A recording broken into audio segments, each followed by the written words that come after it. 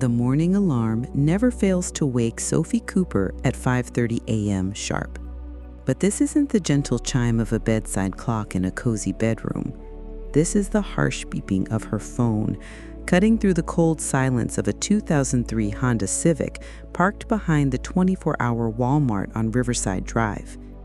Sophie slowly opens her eyes, her breath visible in the chilly morning air. Beside her, wrapped in two thin blankets, her 12-year-old brother Danny sleeps peacefully in the passenger seat. His face looks so innocent, so young, that Sophie's heart both breaks and strengthens at the same time. She carefully reaches for her phone, turning off the alarm before it can wake Danny. The screen shows the date, November 15th. It's been exactly 4 months since their mother disappeared, leaving behind only unpaid bills and 2 children who refuse to let the system separate them. "Danny?" Sophie whispers softly, gently shaking his shoulder. "Time to get up, little brother." Danny stirs, his eyes opening slowly. For a moment, he looks confused, forgetting where they are. Then reality settles in, and he sits up straight, rubbing his eyes. "Morning, Sophie," he says, trying to sound cheerful. At 12, Danny has learned to be brave, but Sophie can see the sadness he tries to hide behind his smile. Sophie checks her appearance in the rearview mirror. Her long, dark hair is messy from sleep, and there are slight dark circles under her brown eyes. But in 30 minutes, she'll transform herself into Sophie Cooper, the perfect student of Jefferson High School. She grabs her school bag from the back seat, pulling out a carefully folded school uniform. Every piece has been washed and pressed to perfection. Her white blouse is spotless, her navy skirt wrinkle-free, and her blazer looks like it came straight from an expensive store. "I'll walk you to middle school after I get ready," Sophie tells Danny as she steps out of the car. The cold November air hits her face, waking her up completely. The Walmart parking lot is already busy with early morning shoppers. Sophie has learned the patterns. The security guard, Mr. Roman, starts his shift at 6 a.m. The store manager, Mrs. Tiago, arrives at 6:15. Sophie and Danny have exactly 45 minutes to get ready and leave before anyone notices they've been sleeping there all night. Sophie walks to the Walmart bathroom, her school uniform hidden in a large shopping bag. She's perfected this routine over the past 4 months.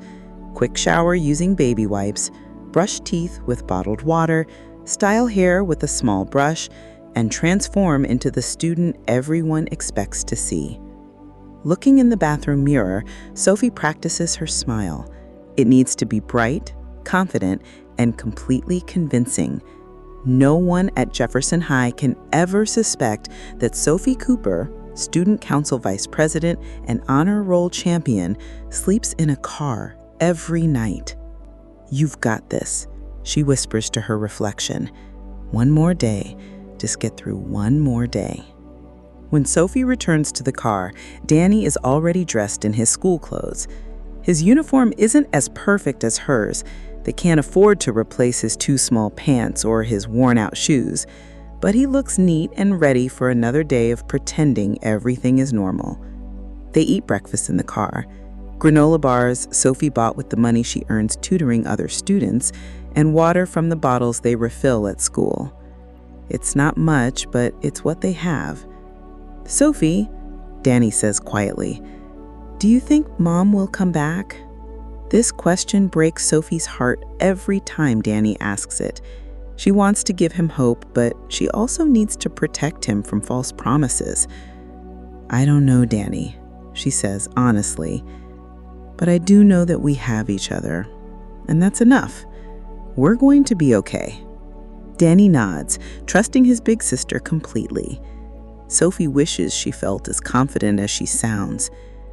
At 7:15 a.m., Sophie starts the car. The engine coughs and sputters before finally turning over. This car is their home, their shelter, and their lifeline. Sophie prays every day that it will keep running just a little bit longer. They drive through the wealthy neighborhoods surrounding Jefferson High School.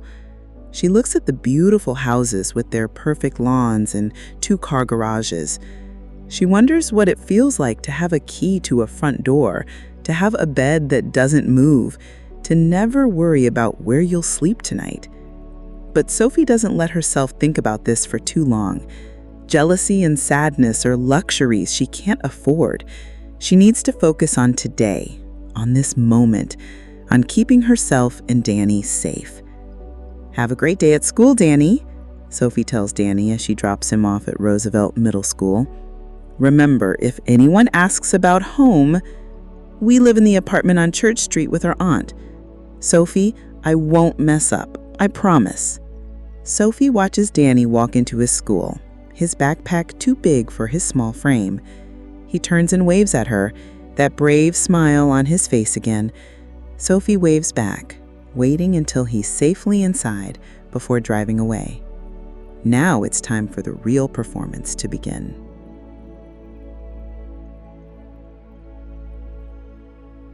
Jefferson High School stands like a monument to success. Its red brick walls and tall windows speak of tradition, excellence, and opportunity. As Sophie walks through the main entrance, she transforms completely. Her shoulders straighten, her smile becomes radiant, and her eyes sparkle with confidence. "Sophie, there you are," calls out Jessica Park, Sophie's best friend and the daughter of a successful surgeon.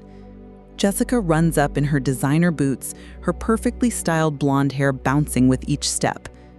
"Good morning, Jess," Sophie says, her voice warm and genuine. Despite everything, Sophie truly cares about Jessica. Their friendship is one of the few real things in Sophie's carefully constructed world. "Did you finish the calculus assignment? Mr. Harrison's tests are getting impossible," Jessica complains as they walk down the hallway lined with trophy cases and honor roll plaques. Sophie nods, pulling out her homework. Her handwriting is neat and precise, every problem solved correctly. What Jessica doesn't know is that Sophie completed this assignment last night by the dim light of a street lamp, using the car's dashboard as her desk. "You're amazing, Sophie. I don't know how you do it. Perfect grades, student council, tutoring other students. You make it look so easy." If only she knew, Sophie thinks. If only anyone knew how hard it really is. As they walk to their lockers, Sophie observes the other students. There's Brandon Cooper, whose father owns half the businesses in town. He's complaining about his BMW being in the shop.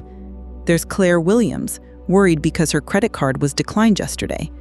A problem that would seem like a miracle to Sophie. Sophie's locker is number 247, positioned perfectly between Jessica's and the chemistry classroom. Inside, it looks like any other successful student's locker. Textbooks organized by subject, a small mirror, photos of her and Jessica at school events, and a calendar marking important dates and deadlines. What her locker doesn't show is the carefully hidden stash of granola bars in her chemistry textbook, or the extra toothbrush wrapped in a plastic bag behind her English notes. These are Sophie's survival tools, disguised as ordinary school supplies. "Sophie Cooper, please report to the main office." The announcement over the school's PA system makes Sophie's heart skip a beat. Has she always terrified when her name is called? Has someone discovered her secret? Has Danny said something at his school? Probably more award ceremony planning, Jessica says casually. "You're always getting called for student council stuff." Sophie nods, trying to look calm as she walks toward the main office. The hallway seems longer than usual, and her footsteps echo louder. She passes the school's wall of excellence, where her own photo hangs among the top students. Sophie Cooper, Academic Excellence Award, Community Service Recognition, Student Leadership Honor. The main office is busy with its usual morning chaos. Secretary Mrs. Phillips looks up with a warm smile. "Sophie, dear, Principal Thompson wants you to see about the winter fundraiser. I know how much the school values your organizational skills." Relief floods through Sophie's body. It's just student council business. She's safe for another day. Principal Thompson, a kind woman in her 50s, greets Sophie with enthusiasm. "Sophie, I need your help coordinating the winter coat drive. I know you're busy, but you have such a gift for bringing people together." Sophie almost laughs at the irony. A coat drive. She and Danny could use those coats more than anyone, but instead she'll be organizing their distribution to others. "Of course, Mrs. Thompson, I'd be happy to help," Sophie says, accepting another responsibility she doesn't have time for but can't refuse. "You're such a special student, Sophie. Jefferson High is lucky to have you." As Sophie returns to class, she carries the weight of another secret. Every compliment, every recognition, every moment of praise makes her feel both proud and guilty. She's succeeding, but she's also lying to everyone who believes in her. First period is Advanced Placement English with Mrs. Cooper. No relation despite the shared last name. The class is discussing The Great Gatsby, and Sophie finds herself connecting deeply with the themes of hidden identities and the pursuit of the American dream. "Sophie, what do you think about Gatsby's transformation from James Gatz?" Mrs. Cooper asks. Sophie considers the question carefully. "I think Gatsby understood that sometimes you have to create yourself into who you need to be to survive. He knew that his real identity wasn't enough for the world he wanted to enter." The class nods, appreciatively. Mrs. Cooper smiles, pleased with Sophie's insight. But Sophie's answer comes from a place deeper than literary analysis. She's living Gatsby's transformation every single day. During the class discussion, Sophie notices someone watching her intently. Mr. Tiago, the new math teacher, is standing in the hallway, outside the classroom door. When Sophie makes eye contact, he quickly looks away and continues walking. Sophie feels a chill of concern. Why was he watching her? Has she made a mistake somewhere? Second period is Advanced Placement Calculus, Mr. Tiago's class. Sophie enters the room with her usual confidence, but she's more aware of his presence now. Mr. Tiago is in his early 30s, serious and observant. He's been at Jefferson High for only 2 months, but he's already gained a reputation for being thorough and demanding. "Good morning, class. Please take out yesterday's homework." Sophie places her assignment on her desk, every problem completed with careful precision. As Mr. Tiago walks around the room checking homework, he pauses at Sophie's desk longer than usual. His eyes scan her work, and Sophie notices him glancing at her hands, her clothes, her backpack. "Excellent work as always, Sophie," he says, but there's something in his tone that makes Sophie uncomfortable. During the calculus lesson, Sophie participates actively, answering questions and helping explain concepts to other students. But she can feel Mr. Tiago's eyes on her throughout the class. It's not the usual teacher attention. It's something more intense, more suspicious. When class ends, Sophie quickly packs her books and heads for the door. But Mr. Tiago's voice stops her. "Sophie, could you stay for just a moment?" Sophie's heart pounds, but she maintains her calm exterior. "Of course, Mr. Tiago." The other students file out, leaving Sophie alone with the teacher who seems to see too much.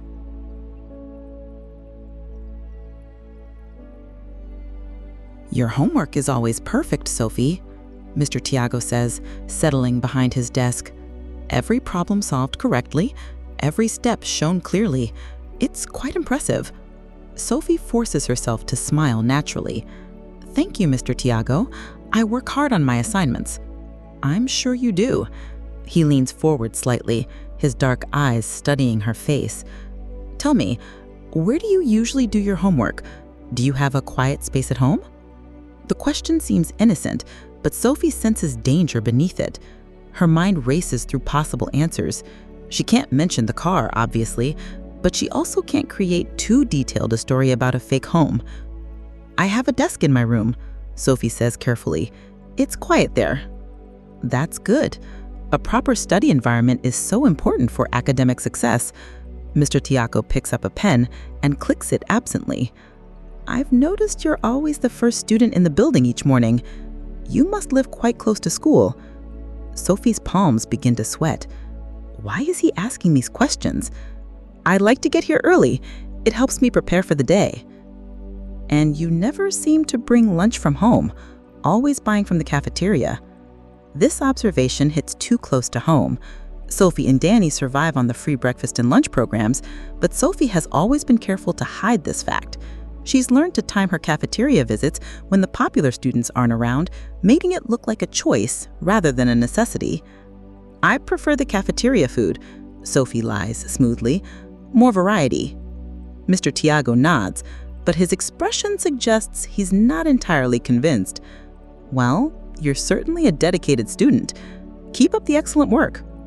Sophie gathers her books and leaves the classroom, but she can feel Mr. Tiago's eyes following her as she walks away. In the hallway, she forces herself to walk normally, but inside, her heart is racing. During lunch, Sophie sits with Jessica and their usual group of friends. The conversation flows around topics Sophie can barely relate to: weekend shopping trips, family vacations, complaints about allowances being too small. Sophie participates enough to avoid suspicion, laughing at the right moments and offering appropriate comments. "My dad is making me get a job," complains Tyler Morrison, whose family owns a chain of restaurants. "He says I need to learn the value of money. It's so unfair." Sophie almost chokes on her subsidized lunch. Tyler has no idea what learning the value of money really means. He doesn't know what it's like to count every penny, to choose between food and gas, to make a single dollar stretch for 3 days. "Where are you thinking of working?" Jessica asks Tyler. "Probably at one of Dad's restaurants. At least I'll know the manager."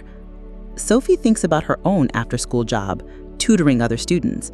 She charges $10 per hour, and every cent goes toward keeping her and Danny alive. Gas money, food, soap, toothpaste, the basic necessities that Tyler takes for granted. After lunch, Sophie heads to her favorite sanctuary, the school library. Here, surrounded by books and quiet study spaces, she can drop her performance just slightly and focus on what she does best, learning. She finds her usual table in the corner, hidden behind the tall philosophy shelves. This is where Sophie does her real work, planning their survival, calculating expenses, and sometimes, just sometimes, allowing herself to dream about the future. Sophie opens her notebook, but instead of homework, she reveals her secret pages. Here, written in tiny handwriting, are her financial calculations. Car gas, $40 per week. Food, $30 per week. Danny's school supplies, $15 per month. Her school supplies, $20 per month. Car maintenance, $100 when needed. Clothes, secondhand, $25 per month. Income, tutoring, $80 per week. Odd jobs, $20 per week. The math is tight. There's no room for error, no emergency fund, no backup plan. Every week is a careful balance between survival and discovery.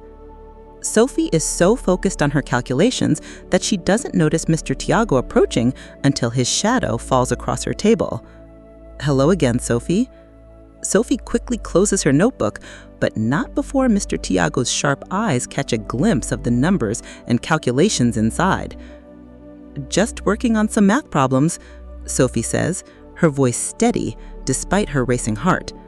Of course. Mr. Tiago pulls out the chair across from her. "Mind if I sit? I wanted to discuss your tutoring work." Sophie's blood runs cold. How does he know about her tutoring? "I heard from some students that you offer tutoring services. That's very entrepreneurial of you." "I enjoy helping other students," Sophie says carefully. "And I'm sure the extra money doesn't hurt?" Mr. Tiago's tone is casual, but his eyes are watchful. "Tutoring can be quite profitable for a smart student like yourself." Sophie nods, not trusting herself to speak. Where is this conversation going? "I'm curious about something, Sophie. In all my interactions with students and parents, I've never met your family. Parent-teacher conferences, school events, fundraisers, I don't recall seeing your parents or guardians." Sophie's mouth dries. This is the question she's been dreading for months. "My aunt works a lot," Sophie says, using the story she and Danny have carefully constructed. "She's usually busy during school events." "Your aunt?" "Yes, we live with our aunt. Our parents—" Sophie pauses, letting the implication hang in the air without actually lying about her mother's abandonment. Mr. Tiago nods sympathetically. I understand. Family situations can be complicated. They sit in silence for a moment. Sophie can hear her own heartbeat in her ears. Well, Mr. Tiago says finally, standing up, I should let you get back to your studying. But Sophie, if you ever need any help with anything, please don't hesitate to ask. There's something in his tone that makes Sophie look up at him sharply. Does he know? How much does he suspect? Thank you, Mr. Tiago. I appreciate that. As he walks away, Sophie realizes that her carefully constructed world is starting to crack. Mr. Tiago is watching her, asking questions, noticing details that others miss, and every day, maintaining her perfect student facade is becoming more difficult. That afternoon, Sophie picks up Danny from his school as usual, but as they drive to their evening parking spot, Sophie can't shake the feeling that someone is following them. In her rearview mirror, she glimpses a dark sedan staying consistently 3 cars behind them. When Sophie turns left, the sedan turns left. When she slows down, it slows down. Sophie, is everything okay? Danny asks, noticing his sister's tension. Everything's fine, Sophie lies, taking a sudden right turn into a busy shopping center parking lot. The sedan continues straight, and Sophie breathes a sigh of relief. Maybe she's being paranoid. Maybe the stress is making her see threats that aren't there. But as she parks the car behind a Denny's restaurant for the night, Sophie makes a decision. She needs to be more careful. She needs to watch for signs that their secret is in danger. Because if anyone discovers the truth about Sophie and Danny Cooper, their world will collapse completely.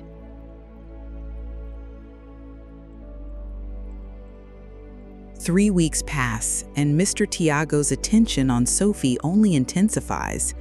He starts showing up in places where Sophie doesn't expect to see him, walking past the library during her study time, appearing in the hallway when she's heading to her locker, even standing near the student parking lot after school.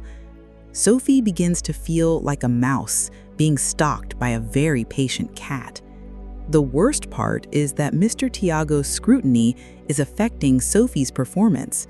For the first time in her academic career, she makes a small error on a chemistry test. She forgets to turn in her English essay on time. Her usually perfect attendance record shows a tardy mark when the car won't start one cold December morning. "Sophie, are you feeling all right?" Jessica asks one day after lunch. "You seem distracted lately." Sophie forces her brightest smile. "Just tired, I guess. Winter always makes me sleepy." But the truth is, Sophie is exhausted in ways that sleep can't fix. The constant vigilance, the daily performance, the weight of keeping Danny safe, it's all becoming too much. Some nights, she sits in the driver's seat after Danny falls asleep and allows herself exactly 5 minutes to cry. 5 minutes to feel the fear, the loneliness, and the overwhelming responsibility. Then she wipes her tears, checks the car doors are locked, and plans for tomorrow. On a particularly cold Thursday in December, Sophie's carefully balanced world begins to crumble. It starts with Danny. "Sophie," he says as he picks him up from Roosevelt Middle School, "can I ask you something?" "Of course, little brother." "Some kids at school have been asking questions about where we live, about our aunt." Danny's voice is small and worried. "I told them the story, just like we practiced, but then Tommy Henderson said his mom drives on Church Street every day for work, and she's never seen us." Sophie's hands tighten on the steering wheel. She knew this day would come eventually. Their lives are too fragile to survive forever in a small community where everyone knows everyone. "What did you tell Tommy?" "I said maybe his mom just didn't notice us. But Sophie, he looked at me funny, like he didn't believe me." Sophie pulls into the McDonald's parking lot where they often spend their afternoons. The restaurant provides warmth, free Wi-Fi, and a place for Danny to do homework while Sophie tutors other students online. Turning to face her brother, she said, "Danny, listen to me. We've been doing great for months. People ask questions sometimes, but that doesn't mean they know anything. We just need to be extra careful." Then Danny nods, but Sophie can see the worry in his young eyes. At 12, he shouldn't have to carry these secrets. He should be concerned about homework and friends and whether he'll make the basketball team, not about whether their survival depends on maintaining a lie. Inside McDonald's, Sophie sets up their usual routine. Danny sits at a corner table with his homework while Sophie connects to the Wi-Fi and opens her laptop for online tutoring sessions. She's built a small but steady client base of students who need help with math and science. Sophie's first session is with Emma, a 9th grader struggling with algebra. Through the computer screen, Sophie can see Emma's bedroom: pink walls, a canopy bed, posters of pop stars, and shelves full of books and stuffed animals. It's everything Sophie dreams of but can never have. "I just don't understand why we need to solve for X," Emma complains. "When am I ever going to use this in real life?" Sophie almost laughs. Emma has no idea that Sophie uses math every day in ways Emma couldn't imagine. Calculating gas mileage, budgeting food expenses, determining whether they can afford a night in a different parking lot if their usual spot becomes unsafe. "Math teaches you problem-solving skills," Sophie explains patiently. "It's about learning to work through challenges step by step." After 3 tutoring sessions, Sophie has earned $30, enough for gas and food for the next 2 days. But as she's packing up her laptop, her phone buzzes with a text message from Jessica. "Sophie, emergency! Student council meeting tomorrow at 7 a.m. Principal Thompson wants to discuss the winter formal budget. Can you make it?" Sophie stares at the message, calculating quickly. A 7 a.m. meeting means she and Danny need to be up by 5:30, ready by 6:45, and at school early. But their current parking spot is 20 minutes from Jefferson High, and the car has been making strange noises that worry Sophie. She texts back, "I'll be there." But inside, Sophie feels the walls closing in. Every commitment, every responsibility, every expectation makes their precarious situation more difficult to maintain. That night, Sophie parks behind a different restaurant, a 24-hour diner called Mel's Place. The parking lot is well lit and safe, but it's also more exposed than their usual spots. Sophie doesn't have a choice. The car made worrying grinding noises on the way here, and she doesn't want to push it any further tonight. Danny is asleep within minutes, exhausted from another day of pretending to be a normal kid. Sophie sits in the driver's seat reviewing her chemistry notes by the light of her phone. Tomorrow's chemistry test covers material they've been studying for 2 weeks, and Sophie knows she needs a perfect score to maintain her GPA. At 11:30 p.m., Sophie sees a police car pull into the parking lot. Her heart stops. This is her worst nightmare, being discovered by authorities who might separate her from Danny. Sophie quickly turns off her phone light and slumps down in her seat, hoping the officer won't notice them.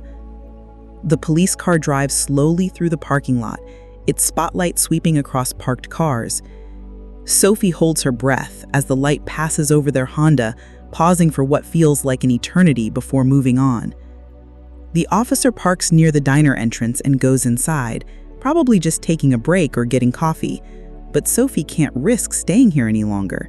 She carefully starts the car, wincing at the grinding noise from the engine, and slowly drives to the far corner of a Walmart parking lot 3 miles away. By the time Sophie and Danny are settled in their new location, it's past midnight. Sophie has a chemistry test at 8 a.m., a student council meeting at 7 a.m., and she's running on 4 hours of sleep from the night before. But she sets her alarm for 5:30 a.m. and closes her eyes because tomorrow she needs to be perfect Sophie Cooper again. Friday morning arrives gray and cold. Sophie's car engine makes the grinding noise for a full minute before finally starting. She knows this is a warning sign. The car is dying and they don't have money for major repairs. At the student council meeting, Sophie presents the winter formal budget with her usual efficiency and attention to detail. But Principal Thompson notices something. "Sophie, are you feeling well? You look tired." "Just a late night studying for chemistry," Sophie says with a smile.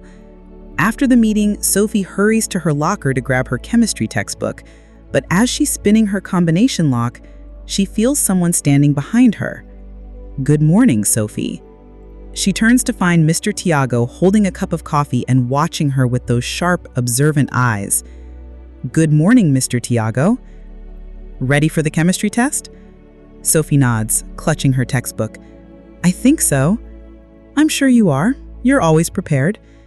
Mr. Tiago pauses, then adds, "Sophie, I want you to know that if you're ever dealing with difficult circumstances, there are people here who want to help." The way he says it makes Sophie's blood run cold. There's too much meaning in his words, too much understanding in his eyes. "I appreciate that, Mr. Tiago, but everything is fine."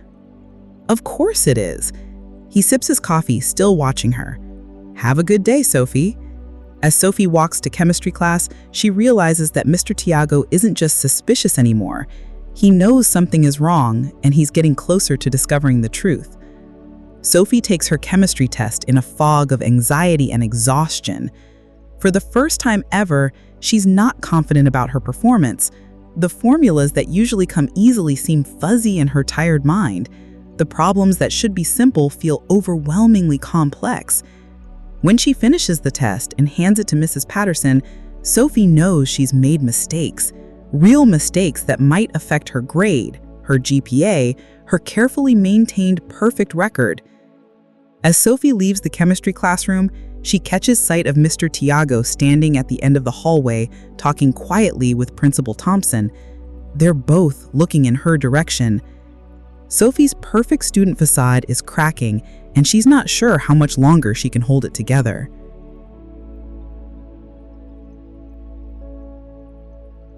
Sophie's world begins to unravel on a Monday morning in January when the car won't start at all. She turns the key again and again, but the engine only makes a sick clicking sound. The Honda Civic that has been their home, their transportation, and their lifeline for 8 months has finally given up. "What's wrong?" Danny asks, still groggy from sleep.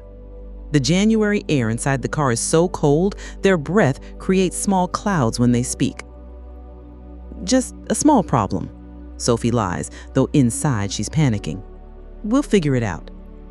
But Sophie knows they're in serious trouble.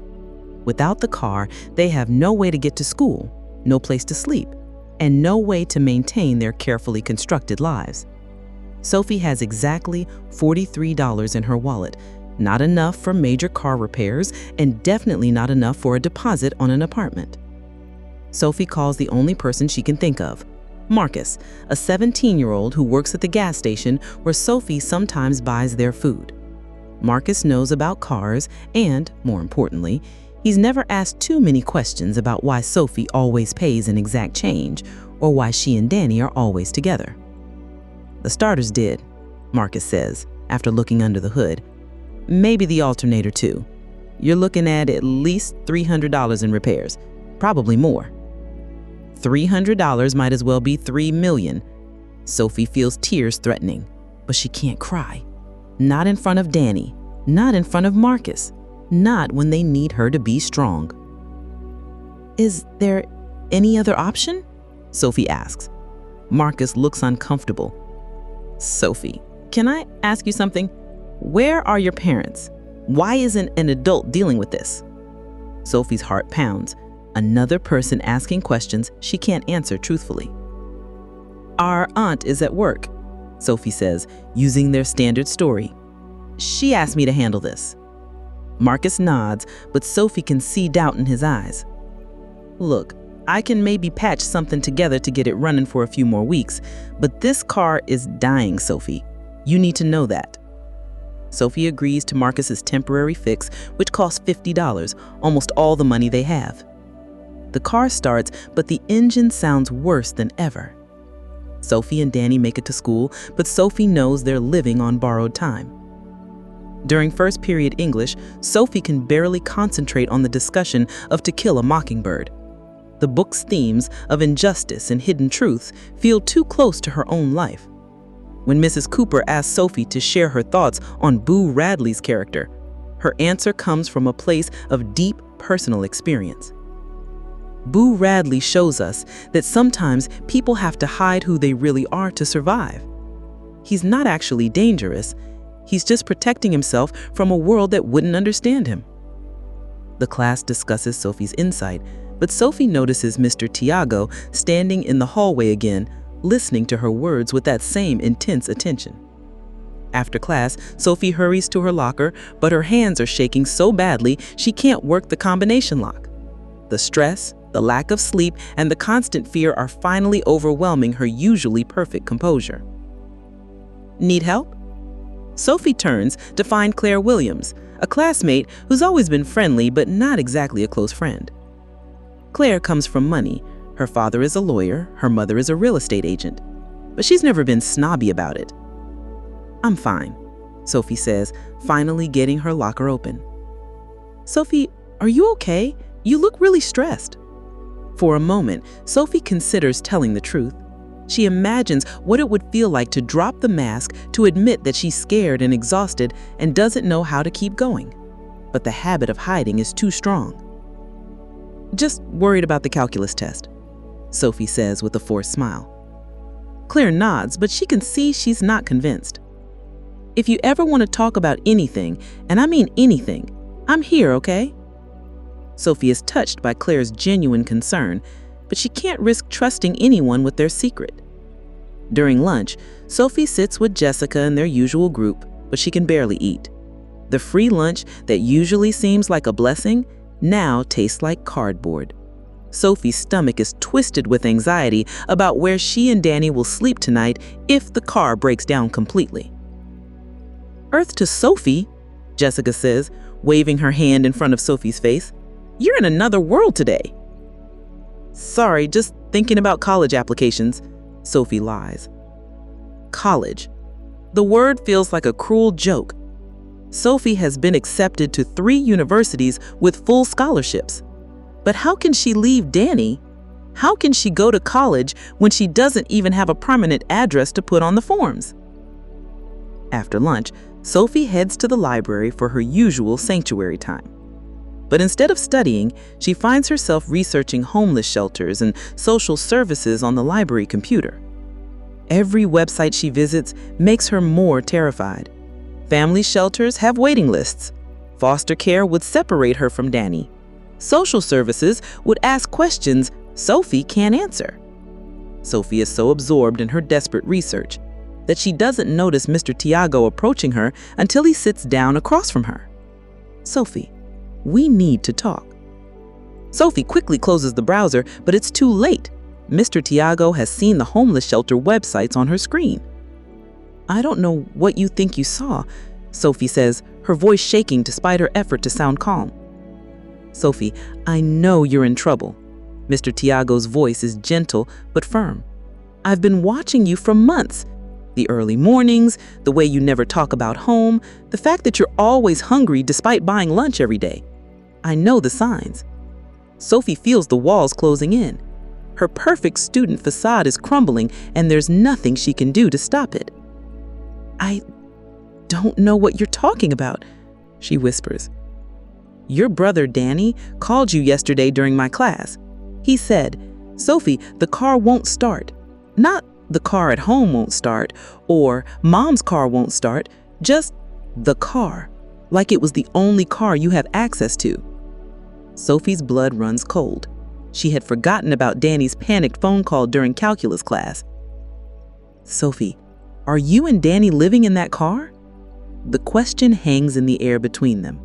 Sophie opens her mouth to deny it, to create another lie, to maintain the performance that has kept them safe for 8 months. But she's so tired, so scared, so completely overwhelmed that the truth comes tumbling out. "Please don't report us," Sophie whispers, tears finally spilling down her cheeks. "Please don't let them separate us. Danny is all I have, and I'm all he has.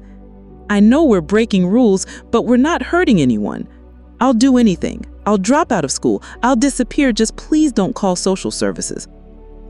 Mr. Tiago reaches across the table and gently touches Sophie's hand. "Sophie, I'm not going to report you, but we need to figure out how to help you." "There is no help," Sophie says desperately. "Every option ends with Danny and me being separated. Foster care, group homes, distant relatives who don't want us, it all ends the same way." "What happened to your parents?" Sophie takes a shaky breath. Our dad left when Danny was little. Our mom, she left in November. Just disappeared one day. Left a note saying she couldn't handle the responsibility anymore. Mr. Tiago's expression shows both sadness and anger. Sadness for Sophie and Danny, anger at the adults who have failed them. Sophie, you are one of the most remarkable students I've ever taught. Your strength, your intelligence, your dedication, you're extraordinary. But you can't keep living like this. It's not sustainable and it's not safe. What choice do we have? Let me think about this. Give me some time to research options. There might be possibilities we haven't considered. Sophie wipes her tears, trying to regain her composure. Mr. Tiago, if you tell anyone, I won't tell anyone without your permission, he promises. But Sophie, you need help, real help, and I'm going to find a way to get it for you. That afternoon, Sophie picks up Danny from his school with their dying car coughing and sputtering. Danny takes one look at her red-rimmed eyes and knows something has changed. Sophie, what happened? Mr. Tiago figured it out, Sophie says simply. Danny goes pale. Are they going to separate us? He says no. He says he wants to help. Do you believe him? Sophie considers the question. I think so. But Danny, our secret is out. Everything is going to change now. That night, they park behind a closed grocery store, but Sophie can't sleep. For 8 months, she's carried the weight of their survival alone. Now someone else knows their truth, and Sophie doesn't know if that makes them safer or puts them in more danger. Tomorrow, Sophie will have to face Mr. Tiago again. Tomorrow, she'll have to decide whether to trust an adult who promises to help or to run and try to survive on their own. Sophie looks at Danny sleeping peacefully beside her and makes a silent promise. Whatever happens, she will not let anyone separate them. They are family, and family means everything.